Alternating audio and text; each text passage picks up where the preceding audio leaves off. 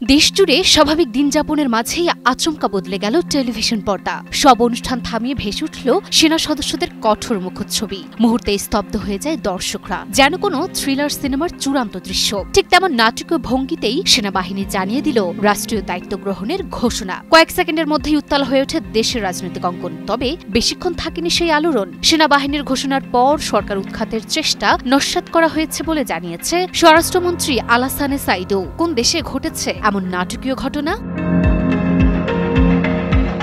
আফ্রিকার দেশ বেনিনে রাষ্ট্র টেলিভিশনে উপস্থিত হয়ে সরকার বিলুপ্তির ঘোষণা দিয়েছে একদল সেনা। তারা নিজেদের পরিচয় দিয়েছে মিলিটারি কমিটি ফর রিফাইন্ডেশন নামে। এই গোষ্ঠী দাবি করেছে তারা দেশটির প্রেসিডেন্ট প্যাট্রিস ট্যালনকে ক্ষমতাচ্যুত করেছে এবং রাষ্ট্রের সব সাংবিধানিক প্রতিষ্ঠান ভেঙে দিয়েছে। এ তথ্য জানিয়েছে আল জাজিরা।